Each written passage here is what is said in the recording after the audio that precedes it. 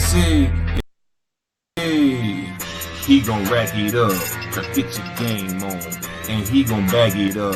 Y'all know what mooch on, mooch and crap, mooch and crap, mooch and crap, mooch and crap. It's that time to get ready for the MMC show. Grab your coffee or your liquor, cause we ready to roll. They talking games, custom gadgets, and you already know. Dial that number, leave them questions, and away they go. Be a pony or a bot, the truth be it don't matter. We just gamers talking games, not those drama queens matters. So let's talk about gaming, news, leaks, and reviews. This a fan show on whatever topic y'all choose. True Xbox fans, and y'all know we bleed green. Yet we got every console we can play, everything. Got that Forza, got that Halo, got that Fallout, got that Kratos, got that Zelda, got that Spidey, got that AC, got it Ike, mooch and crap. And crap, mooch and crap, mooch and crap. We just talking about games, no drama. That's how we do. MMC stays a show just for the people. Nostalgia is a hell of a drug to be a fiend to. Gaming is the #1 hobby we all keen to. Mooch and crap, bringing gaming opinions and facts. MMC is back on the map. It's the best for show, and that's that. It's M and C. It's M and C. It's mooch and crap. It's mooch and crap. MMC is back. MNC is back. It's back. It's back. And y'all already know.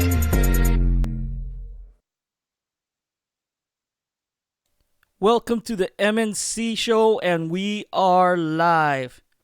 Yeah, darn right we're live, and we're back, and we're happy to be here. As you all are shuffling in, please do us the kindness. Do us a solid, will you?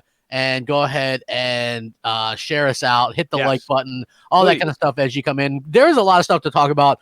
Tomorrow is Gamescom, but we're going to get into that. Let's go ahead and introduce our co-host. We've got the man, the myth, the legend, Mooch. What's going on? This is our first show back at like noon. Usually we're just like, we'll play it by ear. And we're actually here starting at noon. How you doing, man? How's it going? Doing great, buddy. It is good. Listen, a couple things are new here, right, Crap? We're actually on time for noon, which is great. Yes. Number two, it's our second time. We haven't an MNC in almost a month, and I miss it. Yes, it's incredible. It's one of those things, man. It's like, when you don't do it, you kind of miss it. You do. I mean, and that's what a lot of people always get a hold of me on Twitter, and they're like, what's the deal with getting into podcasting? And I say it's something that's either in you or it's not. Crap. And I took a week off from both Crossfire, Xbox Nation, and MNC. And the first thing I said when I got back last Sunday was, I can't wait to podcast. And one of the things that's really special about this show, and I think the audience knows it, Crap, is it's fantastic to poll the panel and have the open discussions on Xbox Nation and Crossfire. But what's nice is that me and you have our own kind of discussions over the course of the week, and we kind of go back and forth. Some of the things we agree on, and some of the things like today, we don't agree on, but that's what it's great banter and getting the audience involved. It's what makes MNC just so special. And let's not forget the one and only Sai. Yo, Sully, how's it going, man? You've been instrumental in getting everybody up and running and getting things running with OBS and stuff like that. Nothing but respect for you, man, on getting all this stuff. I mean, realistically, it is a pain. I cannot believe, like, Mooch. I cannot believe that we absolutely have this problem where they would just pull the Hangouts. Like, that seems to me like a mistake. Right? I can't figure it out either, to be honest with you, Crap. And I thought they would have had a quick fix implemented for certain folks that don't want to get into the OBS world. Because let's be honest, I do think that maybe what they're trying to do here is make it a deterrent.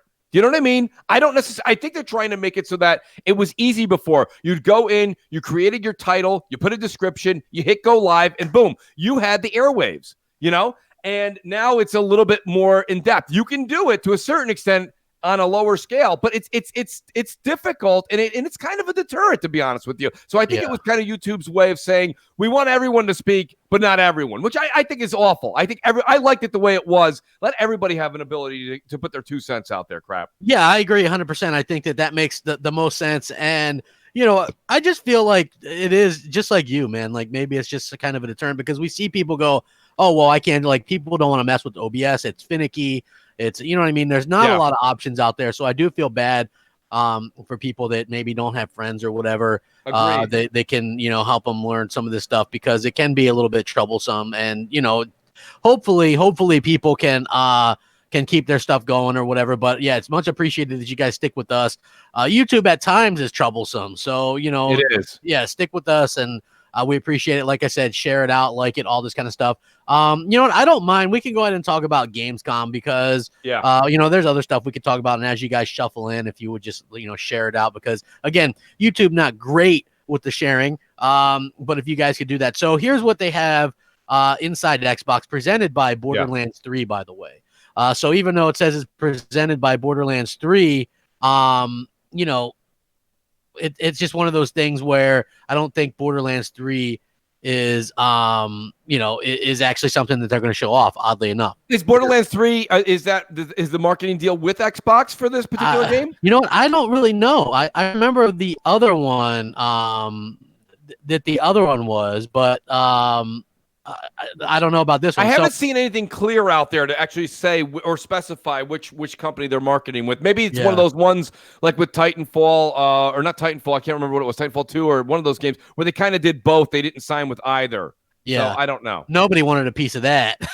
No, nobody, especially number 2. Go ahead. Yeah. So anyway, this is what to expect on Inside Xbox. If you guys are wondering, Gears of War 5.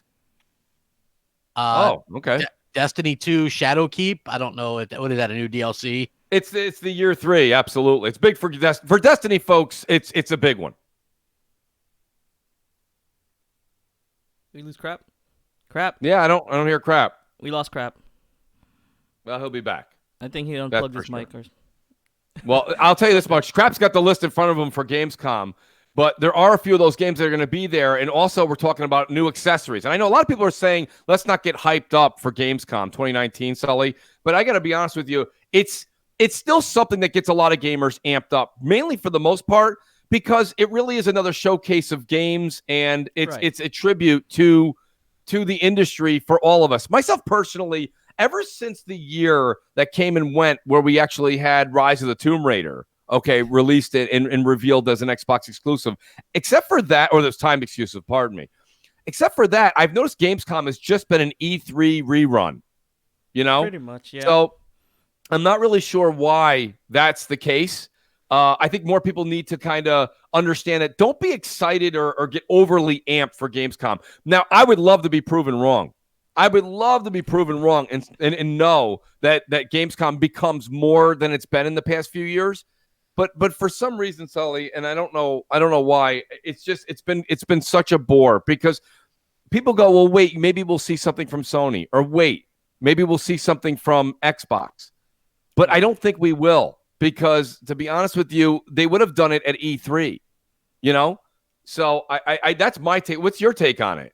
Didn't Jeff Keighley, he tweeted out that something at Gamescom. Weren't there going to be like world premieres there at Gamescom? He listed off like a whole bunch of studios that are going to have world. You have the list of studios? I don't. You know what? I'm looking for the tweet right now. I remember he tweeted something out, and let me see. Jeff Keighley.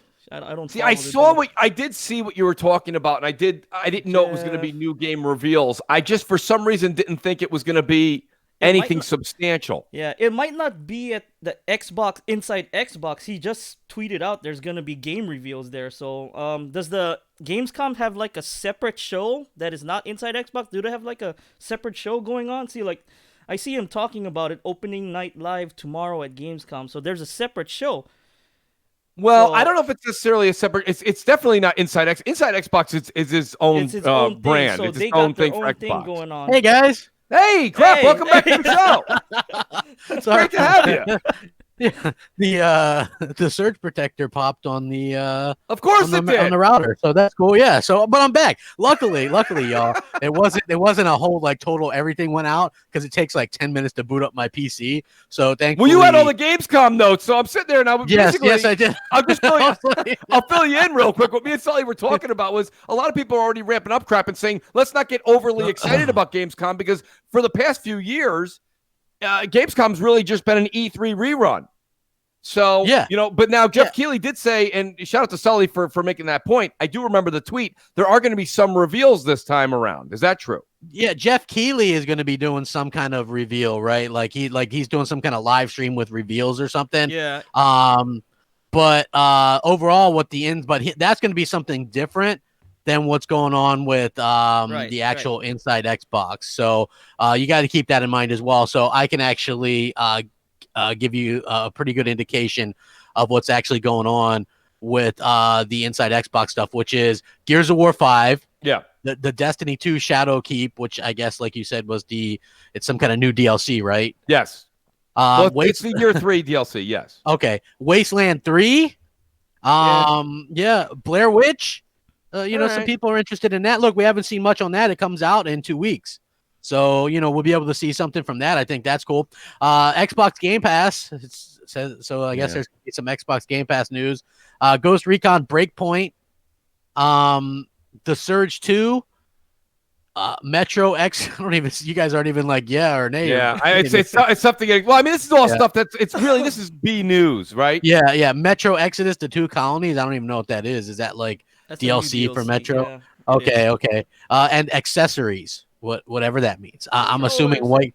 I'm assuming some controllers and some white gloves. Maybe they're going to show off the new Gears Xbox or something. I don't know. But yeah, so I'm most looking forward to the Gears of War 5 stuff. Blair Witch looks like a lot like that Outlast game. Yeah, which I'm not really interested in. So looks a little bit more like they cater to the what's the word? The realism effect. You know what I mean? It really does look like it's a much better, much more crafted game. The game looks like it's got a little more TLC in it than the Outlast games did. So I'll give them credit where credit's due. But really, it's a game where I'm assuming, guys, so please take this with a grain of salt. I haven't done all of my homework on this game, but it looks like a game where you're going around investigating, looking at clues, piecing things together to move to the next set piece. And yes, you're going to have jump scares and freaky events that happen to you on the way through. But it's not a fighting game, I don't believe. I don't believe it's a role-playing game. I don't think there's any kind of skill set tree. Maybe there's some small level of it, but it won't be anything big. Well, is there any combat in Outlast? Do you know? No, there isn't. Okay, so there's no combat. Do you? Your life, pretty much. Yeah, you run, you hide, you gather information, and move on to the next location. Which, don't get me wrong. Again, I want to say there is a neat novel point to that crap. I mean, I had a really good time playing Layers of Fear 2. Okay, that didn't have any action really in it. It was just piecing together clues and doing things timed properly. There's a place for that, but I got to tell you, the excitement on that, you really can't have too many people running around, saying that they can't wait to see it. And when that thing drops, they're going to drop every other game they're playing right now in their backlog to run and do that, especially the end of this month crap. You're talking about Blair Witch comes out right when Control releases, and you're right around the corner from Gears 5. I just don't see Blair Witch really being that much of a big deal, but I could be wrong. Yeah, you know what I mean? It's going to be a Game Pass game. So if you're going to be interested in it, you can go ahead and download it there or whatever. And I think that's pretty cool. There's not really any kind of advertising for it though. So, we have to, we have to kind of keep that in mind as well. So it's, this is the thing. This is just like an indie, like AA type game, which I think is fine. Some people like scare. I'm not real big into like the jump scare thing. Right. It's not really a game for me in particular, but I know some people are probably going to want to see some more about this game. So hopefully there's your chance and you guys can see it and, download it and play it. I'm more interested. I only want to see the Gears of War stuff. I got to say something though here, crap. Well, here we are. We're 3 weeks away from the Ultimate Game Pass reveal and launch of Gears 5. And I feel like Gears 5's gotten just a smidgen more attention in advertising than Blair Witch.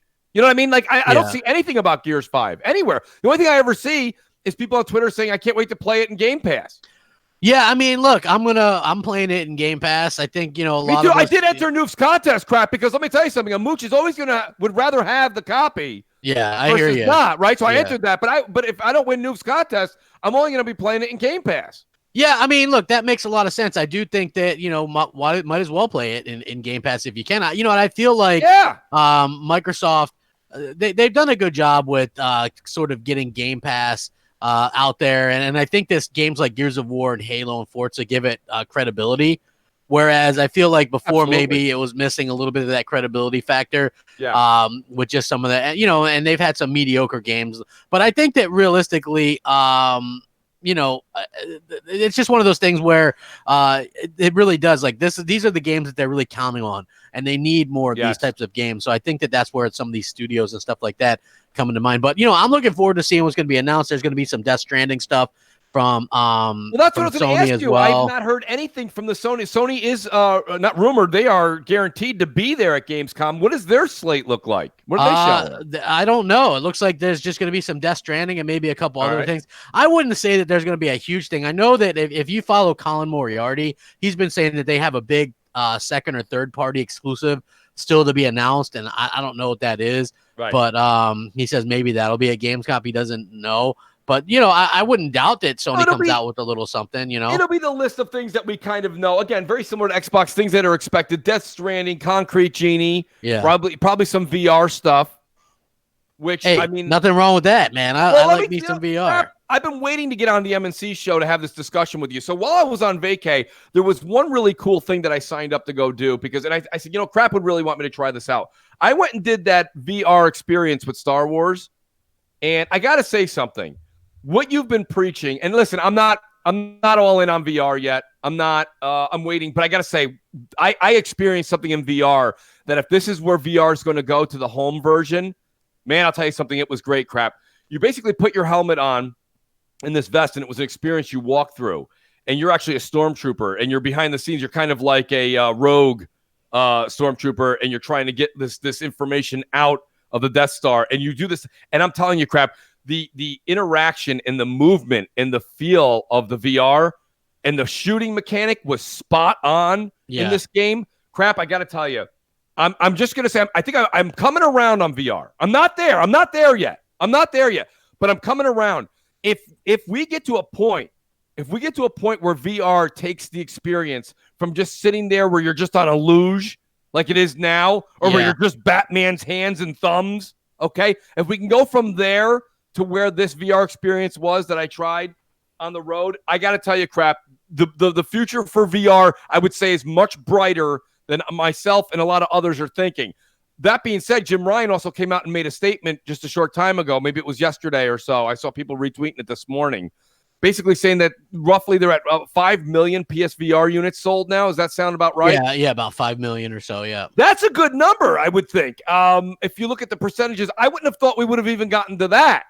Yeah, I mean, look, that's a pretty significant it's number. It's a decent number. It is. Not only is that a decent number, but it just goes, and the fact that they're going to stick with it, right? Right. So there's actual games on there now, Blood and Truth being one. There's going to be that full Iron Man game. There's games to play now on this, you know, the Resident Evil 7. So there's a good collection of games where maybe before there was just a lot of, you know, experiences and stuff like that. So I know people aren't huge on like the quote unquote experiences, but this is very good news. And Sully, he just DM'd me the world premiere content and announcements from this. So Monday, August 19th at 2 p.m. Eastern time.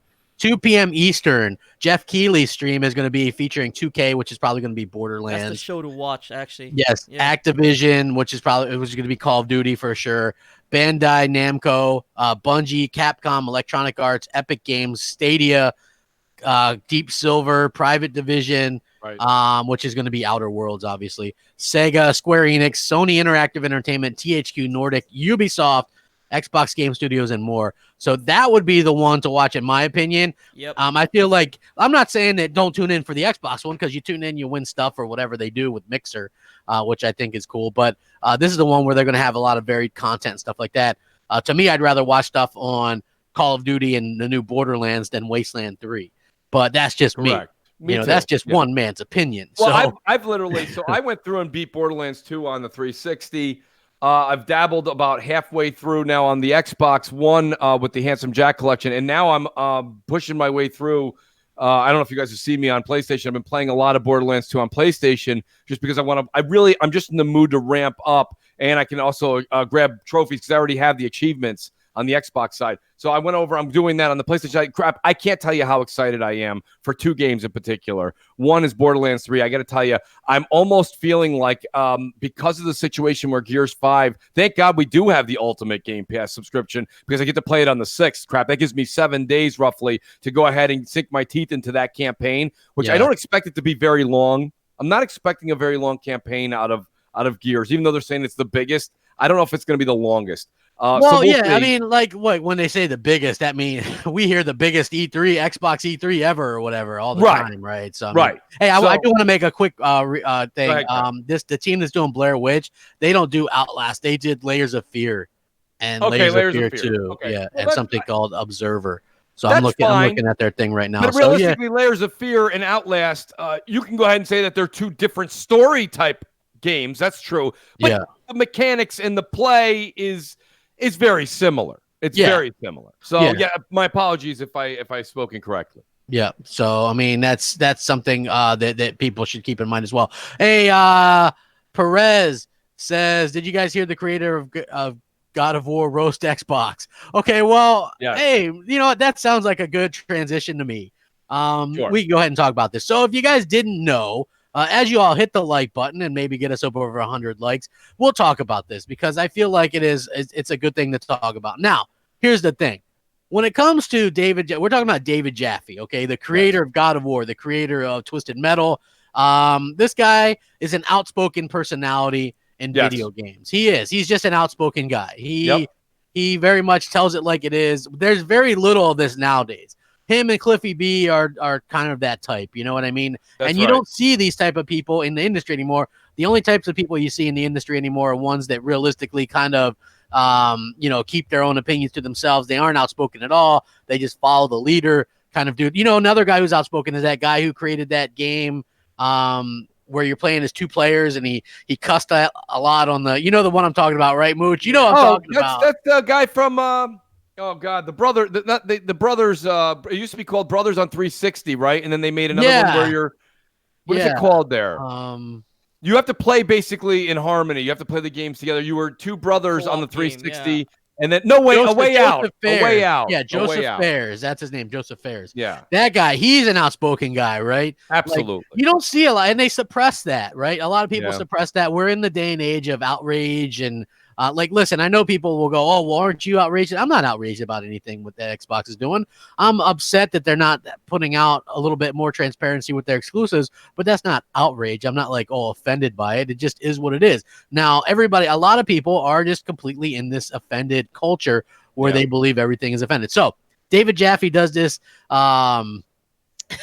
does a podcast and he's talking about Xbox and PlayStation. And, he was just in general just taking some shots at Xbox, saying you can't really defend Xbox if you're at the schoolyard or whatever against somebody who plays PlayStation, because what are you going to do? Throw Crackdown 3 versus God of War? There's no question about it, really. And he happened to mention the commercial with the adaptive controller and stuff like that. And he kind of made a maybe ill-advised joke. And people jumped on it. The problem is I'm not really sure, because in my opinion, there was nothing offensive per se about it. It was just that he probably picked a bad. He really, and here's the thing, and he's been doing this for the better part of a week now. He's been kind of getting into the whole Xbox versus PlayStation thing. And he had a really good point a couple of days ago, where he said, and I've been saying the Xbox leadership needs to be kind of switched around a bit. I've been saying this for a long time. He made a point to say when he saw the whole 343 Industries thing happening in the major shakeup,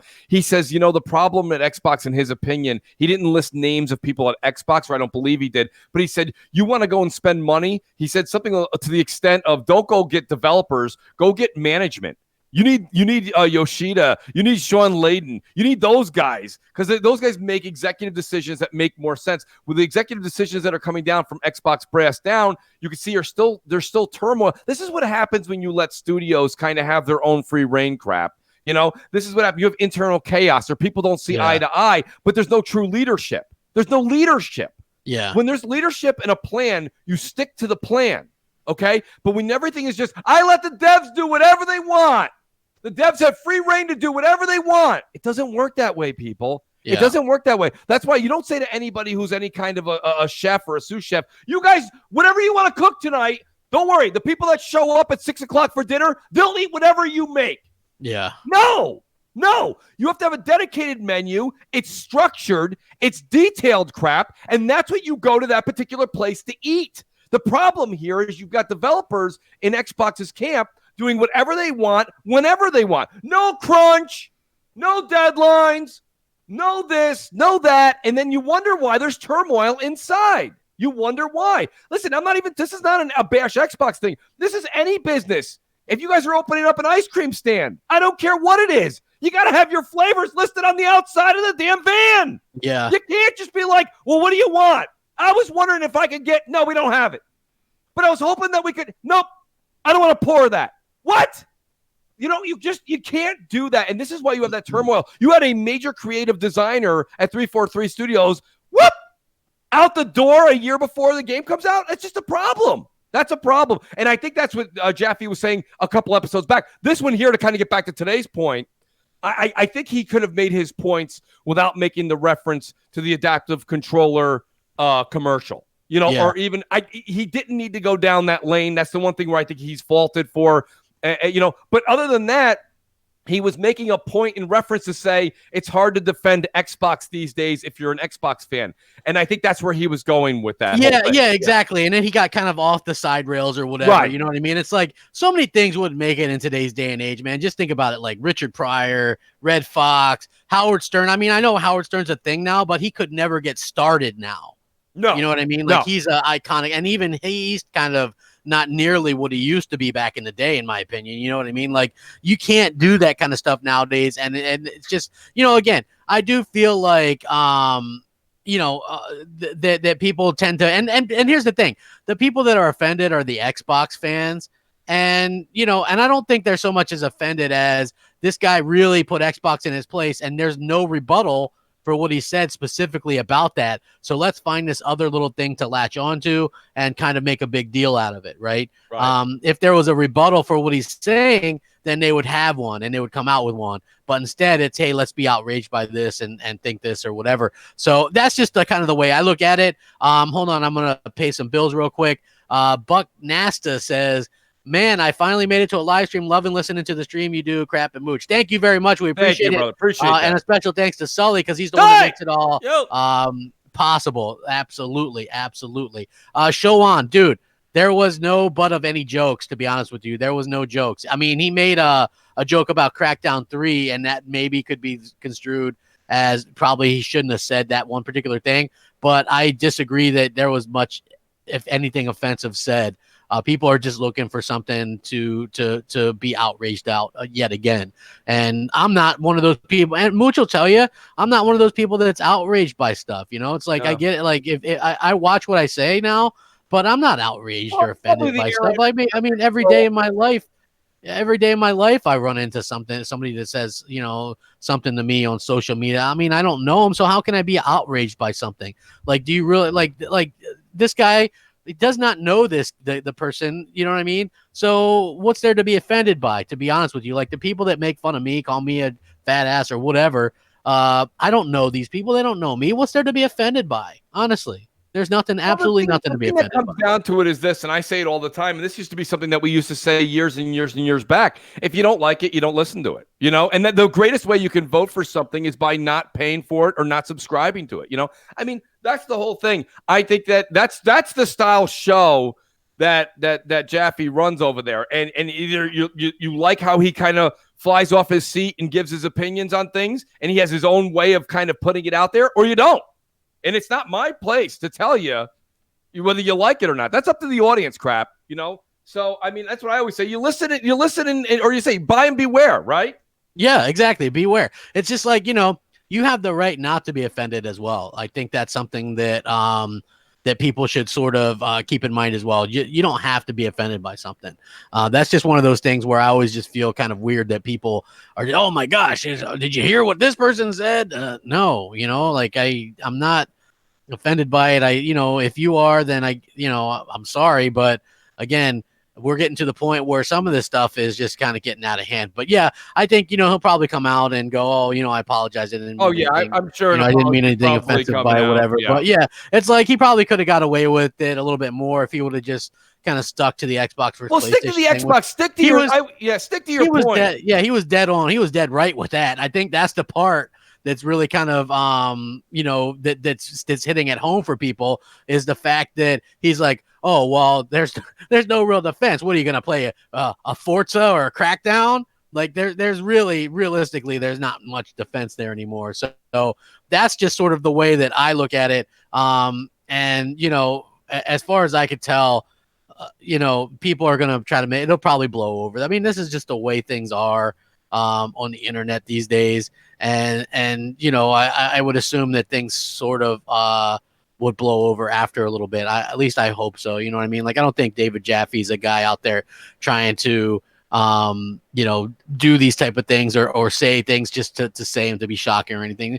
I think that, when you're up there doing a live stream, sometimes you say something and then you're just like, oh man, I probably shouldn't have said that.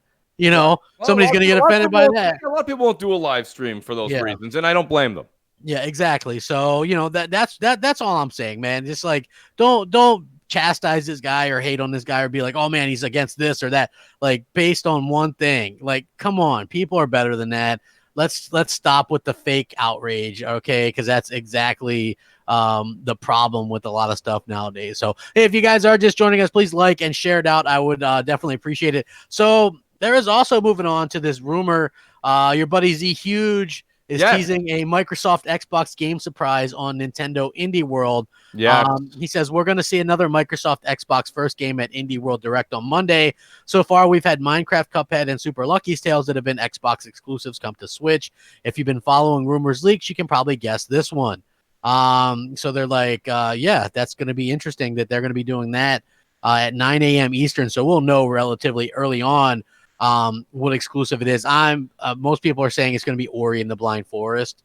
A lot of people like, or I think Ori's a great game. It's a very tough game, very difficult game, but I still think it's a pretty dang good game, and it's a game that looks like it's going to be making its way to the Nintendo platform. Which, again, man, Microsoft and Nintendo seems like they're good buddies. I noticed a lot of people when I saw this and when I was talking about this, they were like, oh, well, how come Nintendo's getting all the games and Xbox isn't getting all the games? Well, there's quite simple reason for that is Nintendo's not trying to be a publisher on all platforms. Right. Microsoft sees the money in that. Again, I feel like at certain points, Microsoft maybe sees a little bit too much money and they think everything's a Minecraft, right? And the fact of the matter is you can publish Crackdown 3 on as many platforms as you want, and that game's not selling. It's a bad game. And I feel like Microsoft almost kind of gets that now, or maybe they don't get it completely yet. But then putting, some of these games, they're not exactly first-party games, but these are games that, during super lean times, people were like putting them in the lists or whatever. You know what I'm saying? I personally don't care about Super Lucky's Tale or, Cuphead. I guess that's what Aaron Greenberg can play that in his Tesla now too, right? So yes, it kind of is what it is. But Ori, I looked at that as one of Microsoft's better offerings, to be honest with you, even if it is just a 2D platformer. So, I guess we can probably, I know a lot of people like to go, well, Ori 2, they list that in the exclusive thing or whatever. For Xbox these are clear signs though, crap, right? We've been saying this for a long time. Let's just be honest. Microsoft's kind of setting themselves up. You can see they want to go kind of third party. Is that do you get that vibe? Yeah, listen, I think they lay the breadcrumbs there so that if it's down the road, it's less shocking down the road. It's less shocking because you do have some people that are just like, eh. And I think as long as Microsoft has that console next year or that new console that some people will be, as long as I can play it on a quote unquote Xbox and they're fine with it. Right. But there's going to be some, obviously the identity to these are the exclusive content. Buck Nasta says, I'll listen to the stream later, but before I go, if you're a gamer, you should be proud to play games on all platforms of your choice. I don't mind playing on any platforms. I don't play on PC, but that's just a me thing. You know what I mean? Just as far as I can tell. Brad Pred asked a good question. He says, what if Ori 2 is on the Switch day and date? Hey, I think that would be, I think this move sets that up. I think it does too. Yeah, I think it does. I think it sets it up, and I think what happens is they make and to be fair, I've already seen this kind of people go, oh well, it's just gonna another revenue stream or whatever. I'm happy Microsoft makes money, and I made this comment yesterday. I'm like, why are you happy Microsoft makes money? I could understand if it was a big exclusive we're getting, but we're not. and Microsoft is a $1 trillion company. Like, who cares at this point, right? Like, Right. if their revenue numbers come in and they made 10 billion or they made 11 billion, we all made 0 billion. So like, that doesn't really do anything. As far as I'm concerned, yes, it's important that they make money so that they continue striving in the business. That's great. So that's a good thing. But at the end of the day, when it comes down to it, if they've made a lot of money and you're not enjoying a lot of their first party titles, then you have to come back and say, okay, good on you. I'm glad you guys are going in the right direction, but it's, what have you done for me lately? That's what I've been saying that for a long time. It's, what have you done for me lately? That's what gamers kind of feel like these days, right? And I mean, it's not just first party games. Think about other games. Like now everyone's kind of Borderlands 3. I'm going to say you've seen enough marketing. They've marketed the shit out of that game. Okay? Yeah, there's a lot of Borderlands. Maybe a little too much. But I mean, which I never thought I would say, but that game is everywhere. I feel like I've already played the first half of it.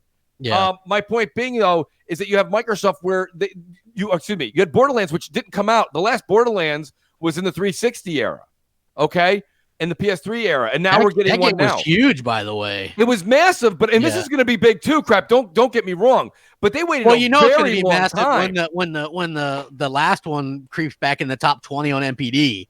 You know, right? Like you know that it's going to be big. So yeah, people are definitely excited for this. I see a lot of the excitement for it. You know, I see some controversy around it too. I mean, I don't really want to get too much into that, but it is very interesting to see the controversy. Well, I've seen it here and there. Okay, I mean, there's a couple different controversies. There's the controversies with the creator and the voice actor for Claptrap. There's controversies over somebody leaking stuff on YouTube and then Take-Two sending some people to intimidate the guy and then having that guy's channel shut down. Like, there's controversies around it. Yeah. You know? So I think those two controversies, though, let's just discuss that for a second. Be very broad about it, top level. Okay, we're not going to get into the weeds on it. My point being, though, Crap, is that's top level stuff. The person that has played Borderlands 2 and Borderlands the pre-sequel, the individual or gamer that's enjoyed those for hundreds of hours, they don't care about any of that.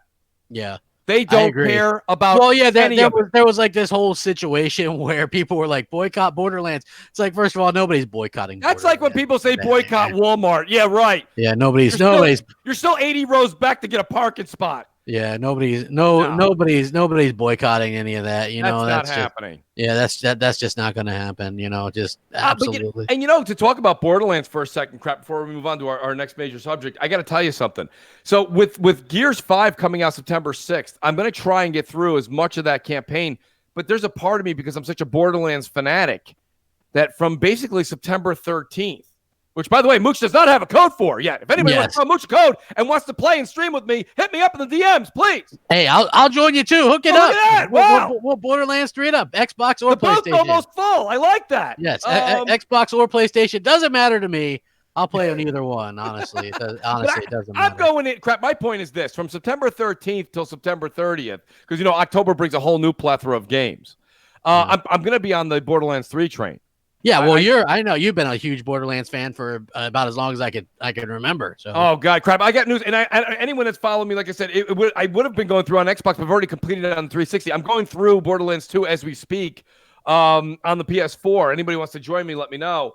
It's an absolute blast. I can't stop playing the game. Crap! It's a me problem. Yeah, it's a me problem. But yeah, what I was going to say to you was that I don't know how much time. I'll probably play some Gears multiplayer. I don't know if I'll sink in as much Gears multiplayer as I did with Gears 4, just because I feel like, yes, there is a new mode coming, and that's fine. But I think that after playing so much of the beta that was released, and we're going to get some more of that, I think a new weekend is coming up soon for us to play and enjoy. I think once we get through those betas, I don't know if I'm going to be putting in hundreds of hours into that multiplayer. I will definitely complete the campaign before Borderlands 3. But, I mean, do you see yourself putting in 100, 200 hours of Gears 5 multiplayer? No, nothing as extravagant as that. I plan on playing it. I plan on playing it a bit. It depends on how good it is, or if I run into problems with like the PC side of things. Right. Otherwise, I'll probably play. I usually with Gears, I think the last one I put like 100 hours into or something, the multiplayer. So yeah, I'm definitely probably. Crap, you're botting pretty bad. Oh, am I? I'm botting on my end. Yeah. Okay. Sully, can you hear Crap? Yeah, I hear him. He's botting, but not bad. I don't know. Okay, It just sounds different. Yeah, Crap, say that again. You completely botted that entire. I'm saying that I put about 100 hours into the Gears 4 multiplayer. Okay. I'll probably put significantly less in the Gears 5 multiplayer. So yeah. I don't think that's for some reason. I just think that's not abnormal for a lot of fans. I will say this much. Like I said, you can't. I don't like it when people say, "Hey, Gears 5 is just more Gears 4." Well, I mean, it's Gears, right? I mean, they're not going to make a whole new game here. So I'm hoping that the campaign really kind of stretch its arms and legs and get something new out there for us to experience. But the multiplayer is the multiplayer. That being said, I played a lot of Gears 4 multiplayer. I just don't know if I'm going to get that wrapped up into with it being such a populated part of the year too. Crap, you've got Call of Duty Modern Warfare coming out. I don't remember what else is coming. There's another big one coming out in October. Shame on me for not remembering. But there's another title coming out. And then we've got Death Stranding in November. But you've also, like I said, Borderlands is going to eat up about, if you're a fanatic like I am, you're looking at probably 100, 150 hours easy. Yeah. I mean, that like people like looter shooter is such a thing now, but Borderlands is really one of the ones that that's realistically the inventor of that, or one of the main inventors of that, right? Like the whole looter shooter genre. So yeah. Hey, everybody, hit the like button. Let's see if we can't get to that 100 likes. It would be absolutely fantastic. Somebody just posted in the chat that one of the heads of BioWare, Dragon Age 4, quit the team. I did see that. I saw, shout out to Jez Corden. I saw a tweet out from him yesterday. I believe it was either late yesterday or early this morning, revealing that. That shouldn't be shocking, right, Crap? Well, no. I mean, if there's a studio that's in trouble, I would definitely think that that's one of them. Right. That's one of the biggest studios that's absolutely in trouble, in my opinion. At the end of the day, Anthem was such a mistake for the EA has mishandled a lot of stuff lately. Maybe even more so than Microsoft. Microsoft, at least it looks like, tries to fix some of their problems.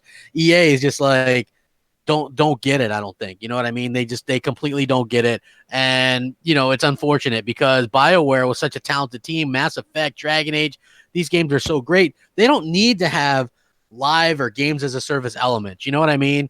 Why are they forcing everybody to use that same engine, right? That Frostbite engine is good for shooters, but it's not good for RPGs. Dragon Age Inquisition looked plastic and fake and just wasn't great looking, in my opinion. Like say Dragon Age 2 was. I just feel like, and same thing with like that Star Wars game got canceled, and I don't understand why they pushed that engine on everything. I don't know either. And I mean, that was one of the things I think Vince Zampella put his foot down, right? Respawn's not using that engine for their Star Wars. No, Respawn's like, no, we're not using that. Right. That's not happening. They don't use that for the game launch. Is that October or November? What is it? Hold on, Jedi. I think it's November. December. November. Yeah. I'm looking forward to that. I think all of us, just if you're in sci-fi at all, whether you're a Star Wars fanatic or not, I think you should be excited for that game. That game's going to be great. I'm looking forward to it. I will say this much: I'm not super hyped like everybody else, but it's definitely on the Mooch radar for sure. Well, yeah, for sure. Like for me, I'm excited about it. I'm a big Star Wars fanatic. So, it's just one of those things that I'm very excited about. And finally a single player Star Wars game. Right. Like, look, when Star Wars was coming back, I was super excited, man. When they were like, okay, episode 7 is going to be a thing, and 8 and 9. I was excited. I liked episode 7. I was like, hey, this is a good start. Very nostalgic. They basically redid the 4th one. Yeah. You know what I mean? Like, I get it. They played it very safe. I was like, hey, that's cool. And then of course the last Jedi just absolutely destroyed it for me. But I'm hearing Ewan McGregor is going to come back for like a series as Obi-Wan on their streaming service or whatever. Well, that's a good thing. So, I mean, that would be cool. Like, they're doing things to kind of fix it up or whatever. That Rian Johnson stuff released. I actually like Solo. I thought that movie was really good. I like Rogue One. So, in general, I was happy they came back. And you expected there to be some Star Wars movies and stuff. And so far, we haven't really seen that, which is unfortunate. Games. Just the 2 Battlefront games, and that's it. Well, you know, one of the things that I've been looking for, and I don't know if we've gotten this in a very long time. Let me hear what the audience thinks about this, too. If you think back to, remember that one Star Wars game on the Super Nintendo, probably one of the best ones yet ever released? You start the game and you're Luke Skywalker, you know? And I'm not saying you have to be Luke Skywalker. I'm not. But these games that kind of go and listen, there's about 15 million Star Wars novels, right? That get into everything from like the X-Wing world that went on and the fighter pilot world. And then it gets into the rebellion and it gets more. There's books that are into the Empire and how things are derived and became there. There's so much.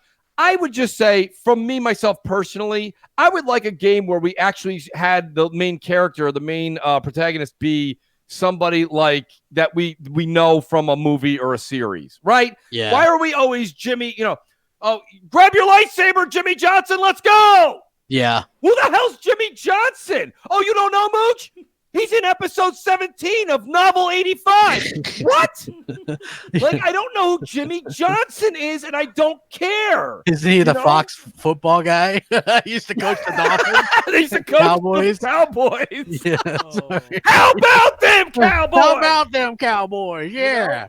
No, I know exactly what you're talking about. But speaking of people leaving, the creative director of Halo Infinite has just left 343 Studios. I mean, what do we think about that? Well, it's funny because a lot of people are saying, "Oh, don't worry about it, no big deal." I myself personally think it is a big deal. The creative director is a major piece to the puzzle. It's like losing your head chef. Don't worry about it. We're still selling lasagna. Yeah, but it's a different sauce. Yeah, it's not the same plate. Now they're a year out, so does that mean that it's the end of the world? No. But I mean, it seems like they probably have most of the stuff already like in place. You would hope so anyway. Right. Like, I would hope that they have it all in place, but we don't really know. That's the thing. We don't know what's going on. This is the first extended time that we've had with this franchise, right? Like a 5-year layoff. That's an incredibly long layoff. So think about this. I think we got a 5-year layoff for God of War, and that came back as something really impressive. Right. So with this, I think it's a little bit different. It's kind of hard to say exactly how this is going to play out for them or what's going to change or how it's going to change. So I'm very interested to see what exactly they do in this game. We do know that it's going to have microtransactions. Oh, absolutely. So they've announced that, though. They said, hey, we're going to have microtransactions. Kind of is what it is. So I think that, we're going to have microtransactions. We're going to have a single. Maybe they're gonna. Do you think they're gonna do more kinds of game as a service type situation with this? Absolutely. You think so? What type? Absolutely. You think they're just gonna be adding content every couple months or whatever? Maybe you think it's gonna go more towards a Destiny type route because there's rumors that they've kind of gone that way. That wouldn't necessarily be a bad move. I mean, I would be okay with that. I mean, as long as I could just play the campaign and be done with it, I'm fine with it. I don't want to go back and do strikes with Master Chief and company, you know what I mean? Hey, if you guys are there, hey, we're close to 100 likes. Hit the like button, share it out. Thank you guys so much. What do you guys in the chat want to see with Halo? Do you want to see games as a service? Do you want to see it come back as something else, something stronger? Let us know what you guys think in the chat. Ask us some questions. We'll be happy to answer some questions in there as well. So, yeah, like I don't want to do like strikes and all that kind of stuff. I just want to be able to play through a campaign with friends. Maybe jump in some. But here's the thing, though, Crap. Let me just tell you about, and I don't think strikes, and I don't blame you. Destiny's not your bag. But my thing is this: it's not strikes that would bother you. It's the raids that you probably don't dig. And guess what? You can enjoy. I know many people that are Destiny fanatics, and they will not. They have yet to do a raid, so you don't have to do that. But I think they'll follow that structure to a certain extent. And I think that's how they're going to make some money, Crap. Right? I mean, they're putting this game into Game Pass day and date. Majority of people just got Game Pass for $1. Okay? $1. So, a lot of people have 3 years of Game Pass. All the hardcore have 3 years of Game Pass for $1. Yes, they had to re-up their gold subscription, but they were going to do that anyway. That's money that was coming into Microsoft regardless. So they've got to find out a way or a stream of revenue, right? Because they're also saying anything that they come out with as far as DLC is also going to be included or free, right? Yeah. So if that's the case, where they make their money, it's got to be microtransactions. It's got to be loot. I'm calling it loot boxes. They would say we're not doing loot boxes, but they're going to do something like a loot system. Yeah.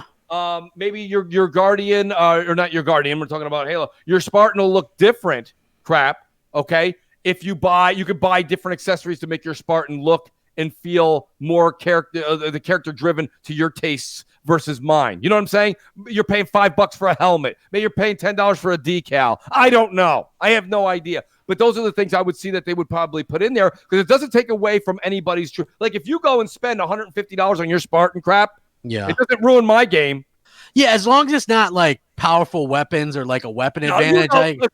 Sure as shit that won't happen. Yeah, then I'm fine with it. Yeah. I honestly don't have a care in the world that way, you know. Right. Same thing. I never cared about like the different things that you could do in games as long as it's like looks and not something specifically that helps you pay to win or whatever.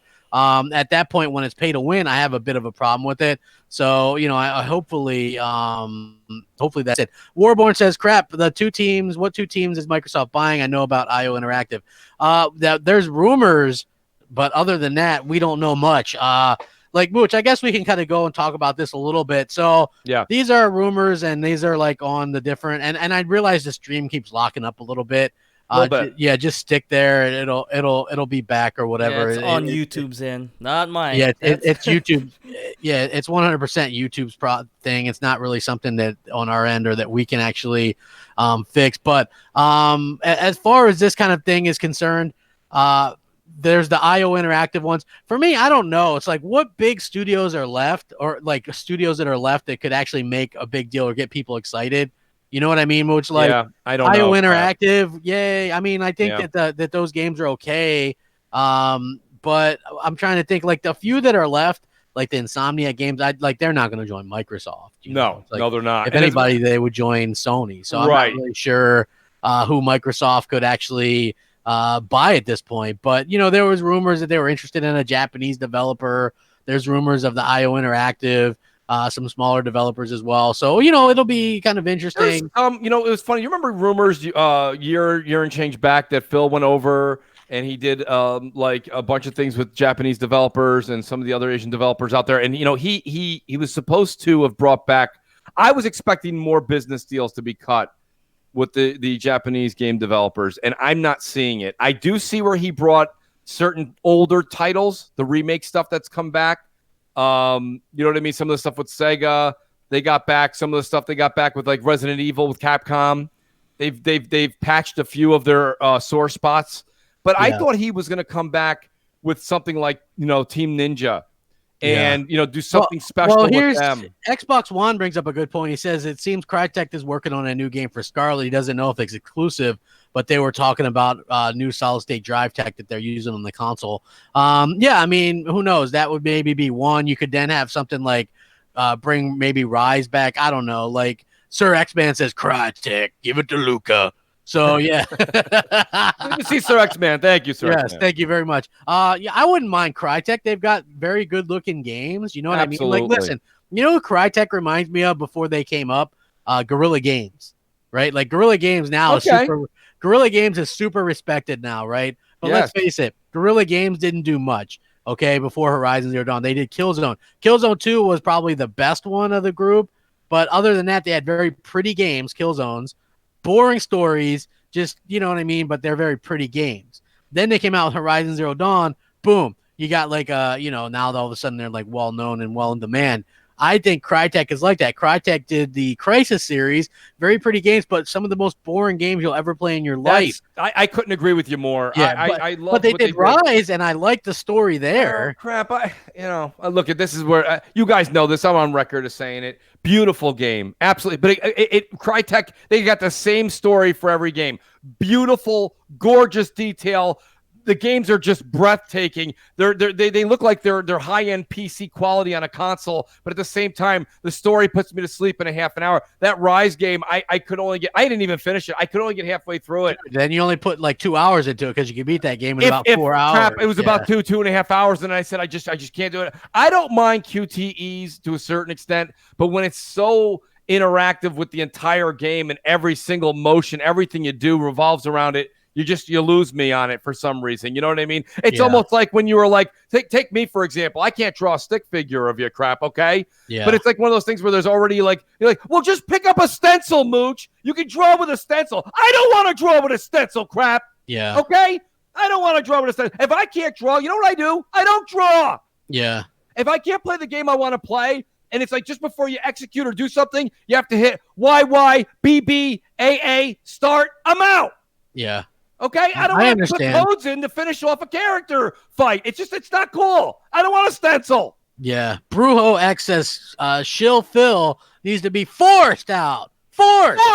Well, here's the thing, right? If you just look at what's going on with the interviews that we've seen lately, Phil did technically, quote unquote, save Xbox. Like it seems like that was going the way of the dodo, but he saved Xbox in a way that I think a lot of people aren't a fan of. And that is just like this whole services route. Like I just feel like Phil pitched this idea of these games and services and cloud and how it's all going to be. You don't not even gonna, just stay with me, Satya. Let's get right out one more hardware piece, and then we're going to be able to do strictly streaming and take full advantage of Azure, right? Like I got a feeling that somewhere in the line, I think he had to do that pitch to Satya. Otherwise, there's no Xbox.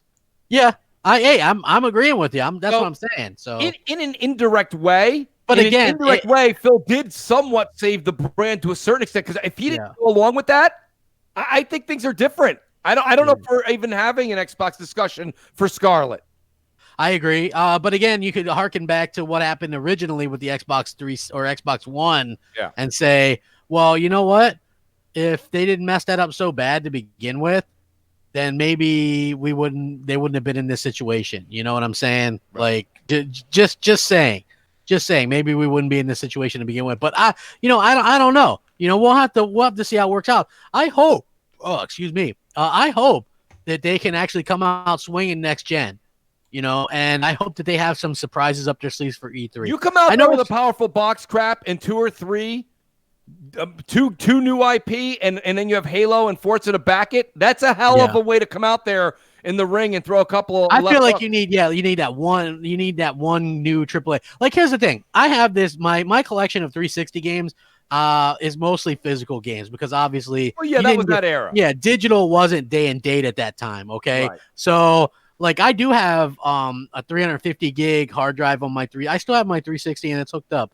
But it's like and I think I have like 120 games digital on there or whatever, because remember, like now you can get them and they give them away and you can download them digitally or whatever. And so I think that's cool. But back then it wasn't. I'm looking at my games and I've got these, like, me, man, I'm a collector. So I've got like these rows of games on these shelves. Yeah. And I'm looking like the first row or two of these of my shelf, my main shelf is Xbox 360 console exclusives. And I'm looking, I'm like, I see a lot of Halo, I see a lot of Gears of War, I see a lot of Forza, pretty much like now, right? And I'm thinking, I see a lot of other stuff, maybe like stuff that wasn't such a, like 99 Nights and Crackdown 1 and 2, and I'm like, okay, there's not a whole hell of a lot of difference between now and last gen. I think the biggest difference is that you forget, like, that we haven't had that Gears of War moment this gen. And that's the big difference. If Microsoft would have had that one franchise that they could have put 3 sequels out to already that would have been huge like that, then I think people maybe look at Xbox a little bit differently, because technically they're not doing much different than what they did last gen. And if you look at how they closed out last gen after 2010, they didn't come out with a new AAA IP until the launch of the next Xbox. So the last 3 years, we were getting, a Halo or Forza or Gears, and not much else. I think we got Witcher 2, which was really cool. I might have been one of the only suckers to get that game like day and date, because I had heard really good things or whatever. So Sony did kind of, Sony's game of their God of War this generation was that Gears moment you're talking about in the 360. Okay, that was the oh shit factor. It wasn't just the graphics and the look of the game and the detail. It was really adding that throwable axe, which we had jokes for so long with, and they're still hysterical. But really, that mechanic changed the way you thought about or played a game. For the first time, you felt like you were a true Kratos, a true God, or a Thor character, if you will. That was something that was revolutionary. Microsoft needs an IP that can do something very similar with that, and do something where you really kind of convey that the box and the brand is here, and it's here with strength. The pillars are strong again. And you can't I don't think you can just do that with Halo. I don't think you can do that with Gears anymore, crap.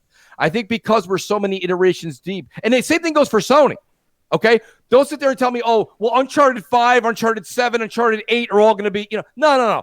You have to have your Ghost of Tsushimas. You have to have your Death Strandings. You have to have your Days Gones. You have to have your Last of Us. You have to have a God of War reboot, which completely changes the franchise from what it used to be. Listen, God of War 1, 2, and 3, great games. Yeah. Great games. Guess what? Not my bad, crap. I really didn't care for that over the top. Then it went to a side. Then when you crawled up a building, Kratos looked like he was the size of a chicklet. Yeah. Okay. I couldn't stand all those camera movements. It wasn't my bag. Yeah, you couldn't control it. You couldn't play. No, you were there for the ride. And that was they changed that in God of War this generation. And let me tell you something.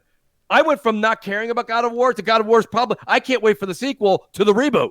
Exactly, right? Like, listen, I loved God of War. God of War 3 in particular was really good on PlayStation 3. I was like, holy cow, this is really good. I bought the remaster. I did. Yeah. But compared to the way the game is now, it's complete night and day difference, right? It's absolutely. Feels like a different title. It's not nearly the same. That's like, what, 5 years and some... It's like comparing Halo Infinite to Halo Spartan Assault. Okay. Yeah, exactly. Exactly. There's a huge freaking difference. And Jansen says, when is Microsoft claiming a Nintendo exclusive as a return favor? Breath of the Wild would be epic on Xbox One X. That's never happening. Never. Nintendo treasures their IP. They put out their IP over and over again on mini consoles. You and might and see that. something. There was somebody else, and maybe the same individual in the chat. Somebody had asked earlier in the show, crap, that maybe we would see. They said it was time for Nintendo to reciprocate all these good deeds by Xbox and say, hey, you know what, Xbox, take the original, revised GoldenEye and put that on your console. That may be something that even I don't think that would happen either. But I think that's something where if Nintendo's not going to utilize it on their system, they may go out and say they don't.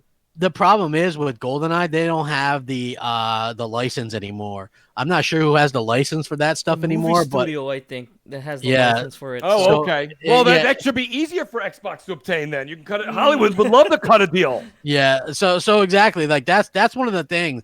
Like as far as that I could tell is that's the thing you're gonna have the most problem with.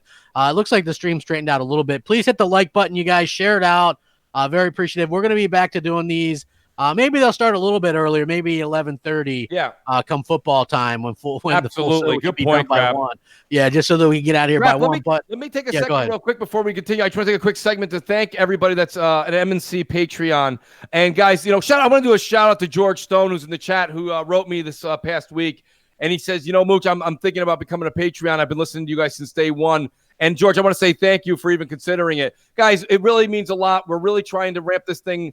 We're working on new some new things and stuff like that. I understand that it's a little bit like this whole YouTube thing kind of pulled us off course a little bit because we've now spent the past 2-3 weeks getting it so we can just podcast, period. Yeah. So we're back to this show. We're extremely dedicated. We've been meeting and doing all kinds of different things behind the scenes. So anybody that's considering it, guys, the link is down below. Please do click it. We're asking $1 and a dream. Yeah. So $1 goes a long way. Truly means a lot. Exactly. And then it supports the show. We're able to do some stuff and give some prizes out and stuff like that. So maybe consider it. It would be appreciated. Warborn says Microsoft needs to hand Ninja Theory a Marvel license and buy the Punisher license for IO Interactive. Listen, I said this made a lot of sense, right? Get Thor and let Ninja Theory do a Thor game. Hack and slash, whatever. That's really great. Have a Bioware team that's literally falling apart and make an Iron Man game. Exactly. Why not do something like that? Oh, wow. Just when I say the stream's doing better, it starts buffering and crap. Hey, I love it. Hey, YouTube loves me, Mooch. What can I say? They're like, hey, you put time and effort into something. Let's go ahead and screw you over a little bit more and and do that to you. So yeah, like that kind of sucks or whatever. But I think that would be absolutely fun, and I think that's something that outside the box that Microsoft would definitely I think behoove them to actually think about and sort of get people excited about, in my opinion. I think it would make a lot of sense, and it would really be something that fans could get behind a little bit, and why not? At this particular time, Xbox fans maybe don't have the most to look forward to lately. I would just love it to be able to have people be excited about stuff like that. But don't expect like Nintendo games to go to Xbox. That's not going to happen. Nintendo, they're selling a ton of games and hardware, and when you look at their game, like what is that game? The Mario Kart, right? 18 million. Yeah, Mario Kart 8 it's like, Deluxe. yeah, 18 million, Smash Brothers, amazing. 12 million, whatever. Like they sell incredibly. Like this is why people say exclusives matter. Look at Spider-Man, almost 20 million on PS4. That's insane. And I know people, like, I was talking to somebody today on Twitter and they're like, well, that's because of Amazon Prime Day, blah, blah, blah. I'm like, you don't think Xbox has games on Amazon Prime Day? They still ain't going to sell no 20 million. Right. Like you got to have great content first that makes people want to buy your platform. Even though it's all about software and services and all that stuff, if you sell a ton of your platform, you can sell more software and services. And I feel like if you have great content, it all takes care of itself. Right? I mean, there's a reason why Sony is so far ahead of the game, because their content has taken care of everything. They buy the platform. Yeah. It's just the way it is. They buy the platform, they buy the services, they buy everything. That's really how this time it takes care of itself. Trying to do one thing or the other, it doesn't really work out as well. You know what I mean? So hopefully Microsoft kind of gets that in their head a little bit going forward, because I think that they've got they've got some talent. Like at the Initiative, they just hired some more people on a Tuesday, no less, right, Mooch? I mean, that's what we call it, right? A Tuesday. Well, it seems like they have a Tuesday 7 days a week nowadays. My God. Yeah. I mean, enough with the hiring. Let's see the game. I would love just to see something. Hey, we're making this Gamescom crap. There's 350,000 people going to be walking through those halls this upcoming week. Wouldn't it be great if the Initiative was there and you actually had something up on there that said just a title? How about just the title and then coming to Scarlet? Hey, I agree. I think that would be fantastic. Why not? Shout out to Nuke Nukem. Boom, boom, kaboom. He's in the room. Boom. Yeah, he's going to be doing excuse me, I can't do that voice anymore. God, I'm getting old. Boom, boom, kaboom. Nuke Nukem in the room. Like that would be awesome. I think, show a card. Like, look, we know that Playground Games is working on an open world RPG. We know it's Fable, but at least we know that they're working on an RPG. Why not come out and say the Initiative is working on the next big action adventure title or something? You know what I mean? Yes. I would love that. Why not? Just a blurb. Yeah, exactly. Can we get a blurb? Exactly. So I also wanted to talk about this a little bit, because No Man's Sky, this game that wouldn't die, Mooch. Oh my God. When it came out on PS4 originally, it was nothing. This game was worse than Sea of Thieves. Yeah. Okay. Yeah. It was bad. When it first launched, it was bad. I played it for a little bit and was like, this is really, really bad. It's so bad. With that being said, they did the next update, and me and you played it on Xbox One X, and it was fun. Great. Yeah, they did. There's actual multiplayer co-op. You can play with friends. Now it goes, and that made the Xbox version better. Now they have implemented PlayStation VR on this thing in the new update. Did somebody get me a PS4 code, crap, for crying out loud? Somebody hook Mooch up. I looked all over the place. You can't listen. By the way, crap, you can go to every GameStop from sea to shining sea, and you can't find it. You can't get a new one. Dude, I called the person I know. They're like, they don't have them anymore. I bought this game used from GameFly. I know you told me, like for $8. Yeah, $7-8. But because after it came out, it was people hated it. There was so much backlash for it. So I thought it was absolutely incredibly funny. That I've got it on Xbox and it's beautiful. Yeah, crap. It is beautiful. But I'm telling you, it's a different game in VR. Of course. Have you tried it? Yes. Damn it. Holy crap. It is absolutely a different game in VR. It is. You're there, like this place. It was built for VR. I'm telling you, this is absolutely stunning. What they were able to do with this game. It just goes to show you that, even though they took a lot of criticism and stuff like that, they didn't abandon this game, and they kept going with it, and they keep pushing it and keep pushing it and keep pushing it. And I got a feeling that this VR stuff is going to push even more copies of this game because people are going to want it. And it just really is a totally different level than some of these other games. They really went all out with this, and it is absolutely fantastic. Hey, everybody, hit the like button. I really do appreciate it. I got to tell you, if you have a PlayStation VR, look, I'm sure the new update or whatever is fine on Xbox or wherever else you might want to play this game. I'm sure it's fine. But I'm telling you, if you're a fan of VR, like being in the ship, well, this I don't is know. The thing I said, crap, and I'm not a big VR, but the VR experience, and then I'm going to let you kind of tell the story about it, but I'll set you up. The thing about it is my issues with VR so far have been it's been a VR experience in air quotes, right? Yeah, so it's a little bit of this and it's a little bit of that. And it's like, okay, so you get a taste of VR, but it's not the true experience. This game is now you can go everywhere and fly and go to different planets and enjoy everything in VR. That to me, this is probably the VR moment that a lot of people are going to go back to and say, this is when VR actually had a legitimate game that I wanted to experience and explore. Go ahead. Yeah. I mean, you did it. I have yet to Yeah. What I'm it. saying is, it's good. Have you seen that? There's video of people playing this, and they're just like blown away. I have. By it. Yeah, it's almost falling out of their seat. They are. It's something like I'm telling you, it is something fantastic. Like everything just looks so good. You know what I mean? And this is what I think VR really shines. Do you know how Avatar the movie really was the thing that catalyst for 3D TVs and stuff? Remember, movies were all on 3D and 3D TVs and this, that, and the other thing. Everything was about 3D, right? 3D this, 3D that. Now, what's funny is it's just so funny because that catalyst, I feel like this could be the catalyst for VR for a lot of people. Okay. And I know people, oh, you're crazy crap. Listen, play it in VR. And I'm telling you, this is like a different type of thing. This is like an amazing experience. Like this is what, like, to me, it is just VR, what it's all about. Okay. Yeah. It is just so stunningly amazing. And I think people are going to love this, and they're going to absolutely think that this is like the best thing since sliced bread. If you've never tried, I would highly recommend maybe I'll do a quick review of this or whatever. You should. But yeah, it is stunning. It is great. It is like, to me, it's what VR is all about. You get that awe kind of feeling. And, if you've played like Mooch, you played some VR, so you know that there is some of that. But this is like all that. You know what I mean? It's really there cool. any limitations, crap, for myself to know in the audience? Is there any limitations here with the VR, or is it the entire game? I don't think there's limitations that I found so far. Just the game's in VR. So you can't beat that if it's the whole game. I mean, that game has a quadrillion like planets. Like, you're never going to stop at all of them. But if you can do as many as you want in VR, man, that's tempting.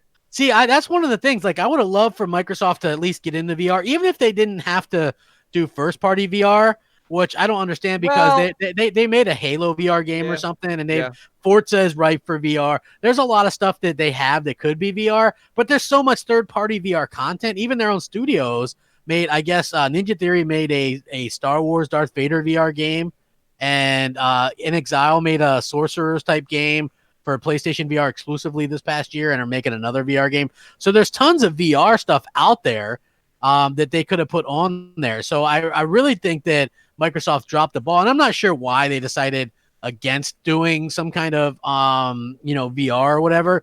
I just really wish they would have give people the opportunity themselves to just decide if they wanted to try it. Or at least, look, the Xbox One X is probably good enough where you could have just had it hooked into an Oculus or something, right? Absolutely. So why not? Shout out to Xbox One. He said that the VR experience is on PC as well. I didn't know that. I thought it was only PSVR. Yeah, I think it's on PC as well. So, that's something right there, right? Yeah, exactly. So that's something that I think is pretty incredible, like to experience. So if you have a PlayStation VR or you want to experience some cool VR, try that out. Hey, Noof Nukem, try PlayStation VR version of this, Noof, and let me know what you think, man. If you have this game, like I have to fully admit that I hated this game at first. They updated it again. That next update, great, fantastic. Update. This one seems like it's really, really something Somebody special. Was saying on Twitter that it almost feels like an entirely new game. Yes. At this point. Like an entirely new, absolutely phenomenal. Props to Sean Murray. Like, think about it, man. This guy could have went. People were after this man. Mooch. Well, listen, crap. You know what he did? It's something I've been saying for a long time too. Again, you see everybody, all the Xbox studios are always posting pictures of them having, they're having dinner or they're having drinks. Somebody passed the Grey Poupon. Yeah. Okay, those are the pictures we see. When Sean Murray had the incident, which I still think is Sony's fault. I think Sony rushed him on delivering that game. Let's be honest, Sony didn't have anything. They didn't have anything in the beginning, right? Exactly. They pushed him to put that out there. What did this man do? He went into hiding. And you know what when he did? He went to work. Yeah, he did. He went to work. So he didn't feel sorry for himself or anything like that. Nope. He went out there and did his own thing. And props to him for going out there and getting that done. Versus apologizing. You know what he did? Came out and put out a hell of a product, and he put it out for free. Yes, he did. And that's something you can't really How about that? Yeah, and he continues to put it out for free, right? So I really look at it, if you picked up this game like I did for like $7 or $8, You got way I've been more game looking. now. Yeah, you've got way more game now than you had before. Crap, here's the situation right now, and you guys all that have your phones in front of you, you're checking it out. The GameStop app, which we all have, helps you look around your neighboring area. I don't know. It looks at like 15 stores. I don't know if it's a 15-mile or a 100-mile radius. I think you can choose that.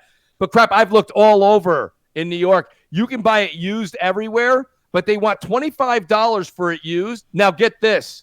The GameStop price for it brand new, if you can find it, is $9.99. Brand new, $9.99. Used, $24.99. Yeah. There's the scam of all time. Somebody hook up Mooch, quick. Quick! We got to get him some VR. Mooch, I wanted to talk about this. Cliff Yes. Bleszinski. I don't know if you've seen this because he's got you blocked. Yeah, I don't know why. We should be good friends. Yes. Yes, you guys. I mean, you guys should be good friends. I don't know. So if you guys didn't know, Cliffy B, well known for Gears of War. Well, I wouldn't say. Maybe he's more known for what the hell is the games that he put out?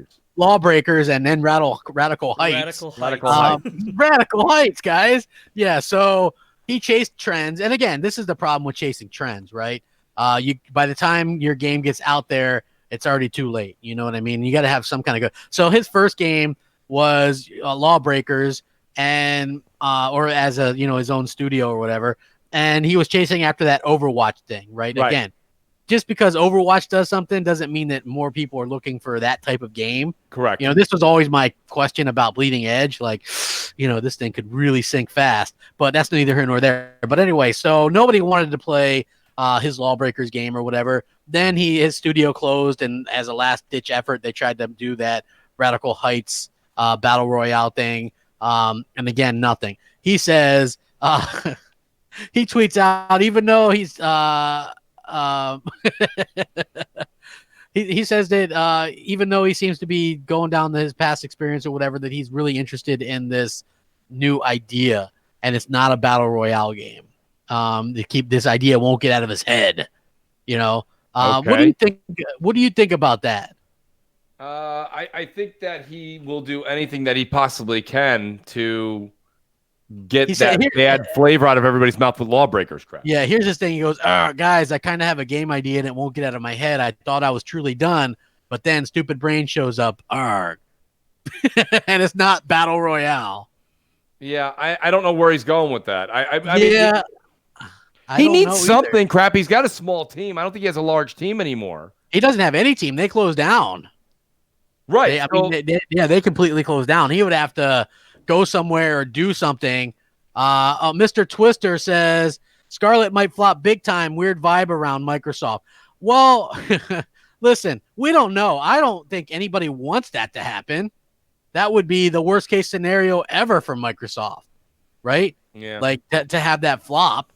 Like you need that to come. This is why I keep telling people exclusives matter, because it differentiates these consoles, and you buy them. You gotta listen and look at we've beaten this horse to death, no pun intended. But crap, really, you have to have exclusives, because when you're talking about anything, okay, there's a reason that even if you go to Marvel and DC, right?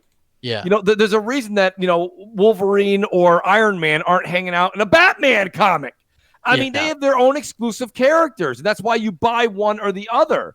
And that's what like you say, it's what differentiates you. You know, everybody makes burgers, but one's got a Big Mac, one's got a Whopper. And when you talk to people on the street and you literally say, "Are you a Big Mac or a Whopper?" Fan, you go around, everyone's got a different opinion and has a preference. And that's what makes you gravitate towards that one particular location to make your purchase. Yeah. And with Microsoft not doing that now, even if they come out with a great IP, right, and it's on Scarlet, it's also going to be on PC, right? Yeah. So that being said, it doesn't necessarily gravitate you towards the Xbox console. It will gravitate you towards the Xbox brand. But then when you see Ori, and then you see, Cuphead, and then you see, Ninja Theory's games going to Switch, and there's word that they've approached the talk of Halo Master Chief Collection showing up on PlayStation. PlayStation, of course, shooting it down. But I mean, that's the stuff when you hear that, and it's like, well, you know what? If you're going to be everywhere, then I'll just catch you wherever I'm at. You know what I mean? That's the sentiment. And when that happens, even though it sounds really good and it sounds so pro-consumer, it's really damaging to the brand, I think, in the long run.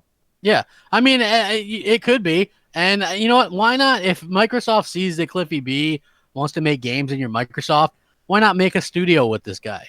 You know, he knows Microsoft. He Absolutely. could do PC and Xbox, right? At this point, they had a relationship. Things kind of got soured at some point.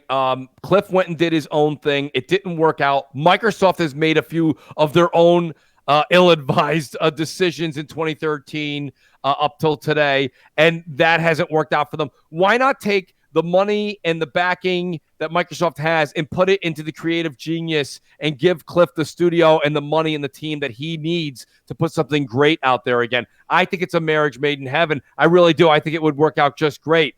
But then again, I also don't know what the behind the scenes issues were from years ago. Crap. But I think it would work on paper. Well, yes. Cliff and Rod both left Epic because they didn't, it was like the Fortnite thing, and they were like involved heavily with Tencent or whatever it was. Yes. Who owns like 48% of Epic or whatever it is, and they weren't down with that, so they were like getting out of there or whatever. But one of the things that me and you were talking about in DM that I thought would be a cool thing to talk about was this Stadia versus xCloud thing, because everybody knows I'm not really on board with either one of these things, and we were kind of talking about this a little bit. Microsoft and Phil has talked about how xCloud's not going to be ready for many years, and Stadia is just like, hey, we're going to go ahead and launch this year. Right. And I was just mentioning that because I see you and a couple other people that are like, yeah, I'm looking to play Stadia like when I'm out on the road or whatever. Right. And I feel like Stadia doesn't want that. Like Stadia wants you to play it at home too.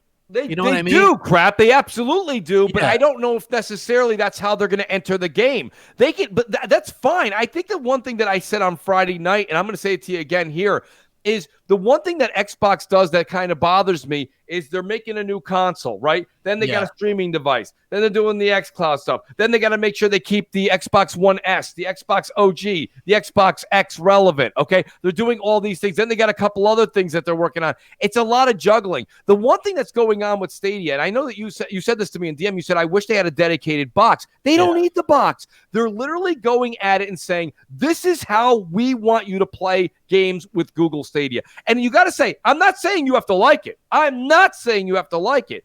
But I applaud them for keeping their head straight. Now, PlayStation is definitely going to have streaming and this and that, but their console is their primary focus. And you can see, Crap, it's successful, okay?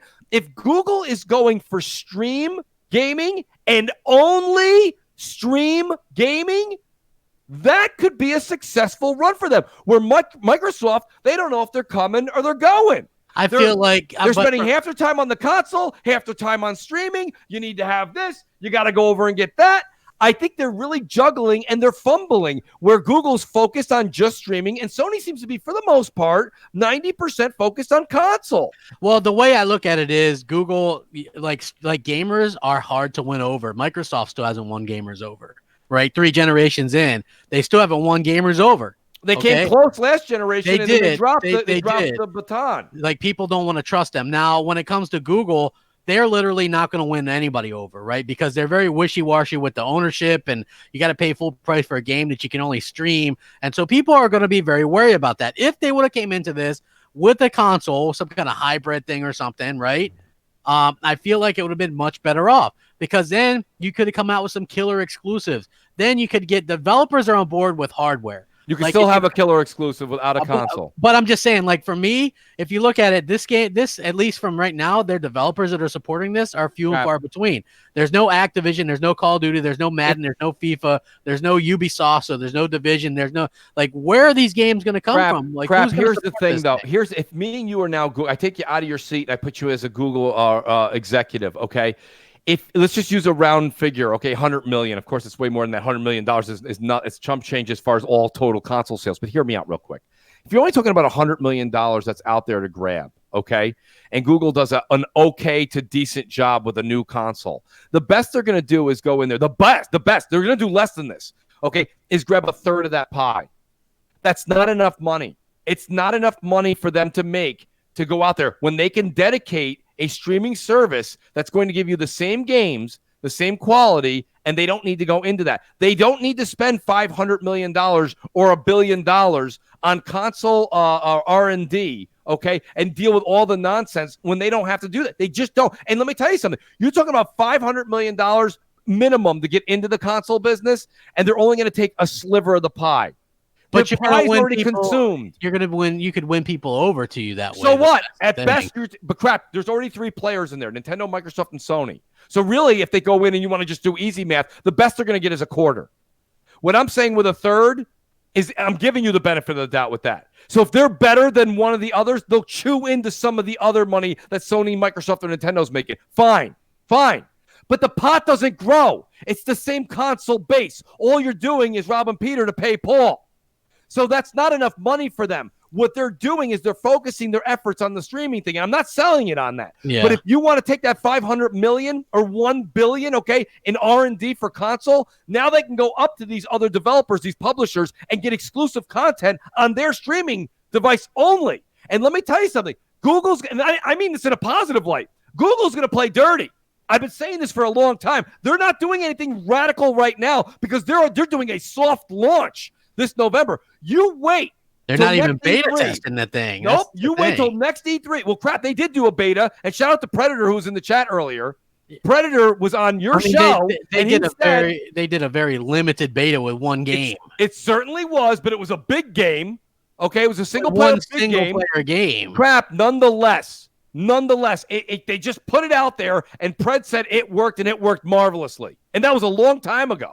So my point being is that they are focused on making that work. You could see Xbox is all over the place. They're grabbing studios, Game Pass, Scarlet, xCloud. I told you guys right after E3 finished. I go, didn't you guys see something weird? And everybody was like, what? What was weird? What was weird was that xCloud they barely got one slide. It's a 2-hour show that they cut 25 minutes early, and we didn't see anything. We didn't see pricing. We didn't see availability. We didn't see beta. We didn't see anything. We heard roughly when the beta would come out. Now that might be canceled. It might be pushed to the right. Yeah. It's a mess. And then somebody made a good point to say Google Stadia is also going with the back. Their concentrated, dedicated servers are based off of PC gaming. And you've got Xbox, which has come out and said that they got 1 million Xbox One S's. I mean, that may also play a role. But I think like Microsoft has more data centers and feels like ours is as good as anybody else's. But then again, theirs isn't ready to launch for years and years. I think that there's going to be a lot of problems with Stadia. I think Stadia is trying to get out the door first. If they get out the door first and it's halfway decent crap, it's the same way. It's the same rule of thumb. But hear me out. It's the same rule of thumb that comes into play with when I believe it was Peter Moore, if it wasn't, to correct me, that said the first company to 10 million consoles wins the generation. But the problem is you got to have these the most casual games on the market are Call of Duty, Madden, and FIFA. Like those games, people will just play those games year in and year out all year long, right? And the fact that Stadia doesn't have these and these publishers on board, I feel like that's a huge problem for them. They will crap. They will. There's no rush. There's absolutely no rush. I mean, listen. I think it when somebody's looking at this list and see 33 games and there's not really a huge game on there. I don't know where you're coming. I got to say the two arguments, and it's not just you, it's the majority of the internet. The two arguments that the 30 games on, those 30 games are there's a lot of AAA games on there from this generation that are a big deal. And number two, this whole, I don't want to buy a game when it's a streaming game. I don't get it. I'll never understand it. I'm sorry. I'm not buying into that. When I have a Microsoft account and I buy a game digitally, I own it the same way as if I have a Google account and I buy it digitally. It's the same damn thing. Well, I think people want it. They like the idea that you can play offline or you don't have to. We got to stop with that, okay? Well, I mean, listen, I get it. Because if you barbecue this weekend, I hope you're still not rubbing two sticks together to get the fire started. Well, listen, I'll give you their list of games. Assassin's Creed Odyssey, which came out last year. Yeah. Baldur's Gate 3. Well, right. Borderlands 3, which is a new one. The Crew 2, which nobody cares about. Darksiders Genesis, Destiny 2, Doom Eternal, Dragon Ball Z. Those are wait, can I just stop you real quick? You just listed 3 games that are coming out this fall that are big on everybody's radar, but go ahead. Well, I mean, come on, dude. Borderlands 3? I think Borderlands 3 is big. I think but I mean Doom Eternal. Here's the problem with Destiny 2. Like that's what we all want to play. There's no cross play in Destiny 2 though. There's just cross progression, I think. So if you played your game But like, that works for me. It does, but it doesn't work like if you want to play with your friends and your friends don't have that. But I think it might be a lonely experience. We can't say that because it would be the same thing with the Google box that came out. Yeah. A lot of people I know right now aren't going to go buy another box for $400 or $500 right this minute. So my point is, I have a better chance of talking them into spending $60 than $500. I mean, like the studios that they have on here are like Square, THQ, Sega. Like they don't have the EAs or the Activisions on here. You know what I mean? Like, and I feel like that's a huge problem. They will. So some publishers like Capcom, EA, Rockstar haven't even commented on if their games are going to go there ever. So I feel like hear me out. When you have EA Origins, okay, and Ubisoft has their club, and you've got EA Access, you have these things that are all out there. They're going to throw these subscriptions available on Stadia, which means now with a Stadia, you don't even have to have a Stadia. You don't have to pay monthly, or maybe they will put it behind the $10. But regardless, that's another thing you can get. Bring all your games with you over to Stadia and play them over there. Like, that's the thing. And for me, with cross progression, it makes a lot of sense, and I'll explain it to you. Take Destiny, for example. Okay, if I got to hit the road this September and travel for a couple of days, all of a sudden I take 15 minutes, 10 minutes, 5 minutes, and I move my Xbox account, which Xbox is going to be my primary place to play Destiny too.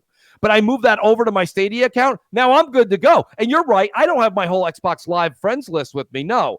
But there's already a list of people. I believe Enrique's one of them. Myself, there was another gentleman that came out and said, there's a few people that we know. And listen, as time goes by and people hear it works, a few more people will sign up. Crap, you don't have to spend $129 to get involved. I think you're wise. It's wise for you can use other controllers. I would recommend buying the Google controller just because it's probably going to work a little bit better with their system with the whole Wi-Fi thing they got going on and Bluetooth situation.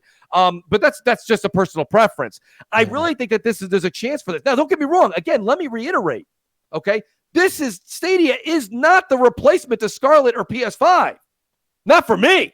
Yeah, and not for many. Well, you're gonna be playing mostly on your console. I think. Like absolutely. Yeah. 95% of the time. Crap. Yeah. 95% of the time. But there are times when I can say to you that, like, I want to go, you say, the kids are swimming in the backyard. I don't want to go in the swimming pool. What do? You bring out your laptop, your controller, you play the game out there. Now I'm playing the game wherever I want. Okay, fine. That's 5%, but that's very small, far few in between. I'm playing on a console, crap. I'm playing on a big TV, on a couch. Yeah, that's just how I roll. I just feel like, because EA, they asked EA, why don't you put your games on the Nintendo Switch? And they were like, well, our data shows that everybody that owns a Switch also owns either a PS4 or an Xbox One, right, and they'd rather play our games on those, right? Like that was their, wasn't that also them being very well PR speak and saying that basically we have a really hard time making our games run on that thing? Well, I mean, listen, there's games that would make sense on the Switch complete. Like, why couldn't you to be honest with you, I would love a Madden game on Switch. Madden on Switch wouldn't be bad. It wouldn't look nearly as good. It would probably look like Madden from about 8 years ago. And I get it, but people don't get a Switch for great graphical capabilities. Correct. To be honest That's with you. correct. You know but I mean, Battlefield 5 has such a hard time running on console. It ain't running on that crap. I get that Battlefield's not going to be running on it, but you would figure like The Sims or what have you. Absolutely. You would think that those games, but they're like, nah, people would rather play them other places. You remember the Don? He used to say, the one thing that you guys don't really think about or discuss very often is when you have to port or make a game special over for another console, it costs time and money. Yeah. Okay. He used to say that a lot earlier in the generation, and he's right. The EA looks at their financial situation, and they're like, we're already doing that over there. I don't feel like that. I don't feel like if we put Madden, think about the games that really excel. Think of what you just said. Mario Kart Deluxe. Okay. Mario Maker, Zelda. It was a fighting game, but it's a fighting game with Zelda and Mario in it. Okay, is Madden really is that the console of choice for Madden fans? Probably not. They know that, but they don't want to come out and be rude. You know what? The Switch sells so well. You know what I mean? Like you would figure, like more and more third parties. That's not the customer. I know more and more third parties are jumping to the Switch, even maybe more so than Xbox right now. So that's why I'm saying, hey, it makes sense to get your games on the Switch, but maybe they just don't want their games on the Switch for whatever reason. I don't know. They don't want them on the Switch with Stadia, though, right? Like Why would they like if No. the Switch with 38 million Switches out there and they're not willing to put their games on there? Why would they bother with Stadia when Stadia is going to launch to less than 1 million people using that? Well, you say that it's going to launch with less than 1 million. Well, people. I mean that's their prediction. They're like, wait, we're but you expecting wait less than 60, 1 million. wait 60 to 90 days when the free one comes out, and then everybody just signs up for free, and then they can do the same shenanigans. Well, Xbox you can sign up for free, but you don't get the games for free. You got to buy the No, game. you don't get the games for free, but they're active users. You have an account. Yeah, now but it goes from 1 million, it goes to 15 million in 90 days. I get it, but it's like signing. I mean, I could sign up for an Xbox account for free. Xbox But does it every month. I Oh, know. we got another 10 million people signed up. People signed up on the PC. I know. Well, it's the spam bots do that crap. You know what I mean? That's what I'm saying. I mean, Google could play that same game. I mean, they could, but look, I'm not just because I can sign up for free. Doesn't mean I'm going to sign up for free with Stadia. Here's the thing, though. Interested. But crap, the code that they're using for the PlayStation 4 and the Xbox One is very similar to what they would have to do for a transition over to Google Stadia. It's basically the same game. Yeah. For the Switch, they have to redo the game. They have to dumb it down. They have to do things to it to change the actual game. So I understand that. On that console. I understand that. But I mean, look, they're getting Doom and Wolfenstein, and these games come to Switch, so why not? I'm just saying, like it seems like. But look at the games we're talking about. We have to do apples for apples. You just said this to me earlier in a different situation. Doom, okay, and Wolfenstein are both games that are single player, basically run through it yourself for the most part. And that's fine. And by the way, I've seen many gamers show their footage on YouTube. The game doesn't look great, right? It's not great looking on the Switch. It's okay, but it's not great. So now you take Madden, that's multiplayer. You take any of the Battlefields, those are multiplayer. EA's like, those are our big bangers, and we're not doing that. We're just not going to do that. Well, but now Stadia, that's an easy port. I don't know if it's that easy though. That's why so many developers are like, eh. You say that, but you just listed 30 developers or 40 developers they have on their list. Yeah, but a lot of them are the same ones, like Square or like, you know what I'm saying, Bethesda. And I don't look Square at Bethesda can do it. EA and Ubisoft will. They could, but again, the whole and Ubisoft is probably going to do it, but they have some games on there. But it's like, again, where are the casual games, right? Like those are like these single player. You need them. You need them. I agree. But where's the Call of Duties? Where's the Madden? Where's the FIFAs? Like, if it is, then hey, I would be freaking shocked, to be honest with you. Crap, we haven't seen a Call of Duty on the Switch, and that shocks me to no end. We did see it on the Wii U, and it was a misery. It was actually misery. Well, I mean that's the Wii U, but doesn't it seem like a Call of Duty on the go would be a no-brainer for them? Again, it's got to work with the infrastructure, the online. Well, I mean, look, we're all about scalability, right? We know how the Switch works online. Anyone who's a Switch fan and taking it on the road, let me tell you something. Just getting it hooked up to the hotel Wi-Fi sometimes is a nightmare. They got one of the best looking games of the generation, The Witcher 3, on the Switch. So I think it's running at I'm not even trying to be funny. I think it's really running at like 430i. It could be, but hey, man, I would play I would play a Madden. When I was on the road, when I was on the road, I played Dark Souls Remastered on the Switch. Shout out and thanks again to Yobi. At 15 frames per second. Yeah, it was not an easy play. Crap. Well, that game's not much more than that on the original 360 or whatever it is. But that's my point. If you're actually talking about a game that was running on the 360 that was remastered for the Xbox One X and the PS4 and it was running decently, all of a sudden you put that on the Switch and it's kind of chugging and the game's from 2009. I mean, come on. There's no way they're going to put Madden 2020 on there. Yeah, I mean, maybe I will. I mean, I would love to see it. Why not? Wishful thinking. I'm right there behind you. But I'm saying, put a small team together that could do that, and I think that it would be. You trust me, crap. Just take my word for it, okay? Next year, not this fall. Next fall, either a Madden or either a Call of Duty, one of those casual games that you're talking about. One of those will be, if not all, will be on Stadia. I'm telling you right now. I'll get you a gift card, man. If that happens, man, I'll buy you. Don't tell a mooch that. I'm telling you, man. I just don't see them putting those games. I'm scribing that into the wall. Listen. Because those are like heavily multiplayer games, and you need a heavy multiplayer pool. And without crossplay, which you're at a huge disadvantage playing on a streaming service versus somebody natively.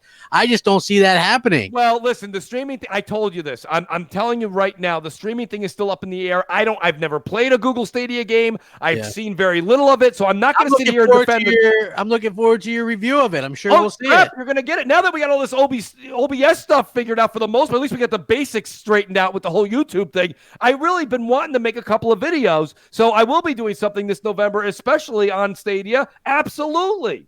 I think you should, man. I think that would be great, and I think people would love to hear your actual. It's gonna be the truth, the whole truth, and nothing but the truth, crap. Of course. I mean, that's what we all do. So anyway, everybody hit the like button, share it out. Man, we went into this rant mooch and we went past the time we were going to end. Of course we did. Yeah, we did. But we really appreciate you guys coming out and checking out M&C show. Thank you, everyone. Voicemails are back next week, crap. Yes, they are. Yes, they are. Get your voicemails in. Yeah, get your voicemails. Support us on Patreon. We'd be very appreciative. Thank you. It's all thanks to you. And, at the end of the day, you guys propel us. So the link's down below. Great audience today, crap. It is, considering YouTube's been giving me trouble for over a week, and it's been giving us trouble today. But you guys stuck in there and did a good job. Share it out, all that kind of good stuff. Sully, what do you got going on, man? Thank you. You can follow me at Twitter at Gadang775. Follow my channel, Gadang775. And I just put out a new video, Remnant from the Ashes, video, my first Sully. impressions. Yeah, go check that out. I'll leave it a link in the stream chat. So, Absolutely. Looking forward to hearing that. Thank you guys so much for joining us. We'll catch you guys later. Have a fantastic day. Like the video for crying out loud. Come on, man. Come on. Like it. Peace out. We'll catch you guys next everybody. week. Later. Peace. Later. M&C is M&C. He gon' rack it up, get your game on, and he gon' bag it up.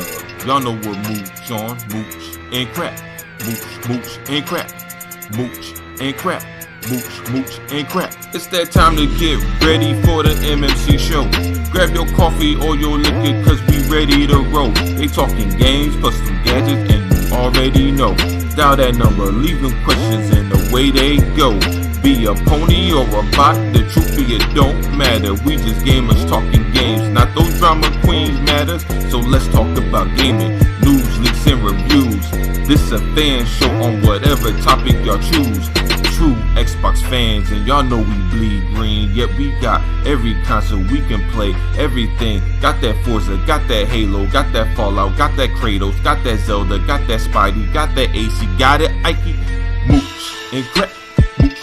And crap, mooch and crap, mooch and crap. We just talking about games, no drama. That's how we do. MMC stays a show just for the people. Nostalgia is a hell of a drug to be a fiend to. Gaming is the #1 hobby we all keen to. Mooch and crap, bringing gaming opinions and facts. MMC is back on the map. It's the best for show, and that's that. It's M&C, it's M&C, it's mooch and crap. It's mooch and crap, MMC.